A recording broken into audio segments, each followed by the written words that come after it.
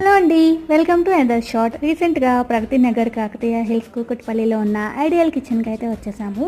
ఇది మాకు చాలా నియర్ బై ఉందన్నమాట. స్విగ్గీలో ఒకసారి తెప్పించుకుని చూసాము, టేస్ట్ నచ్చింది.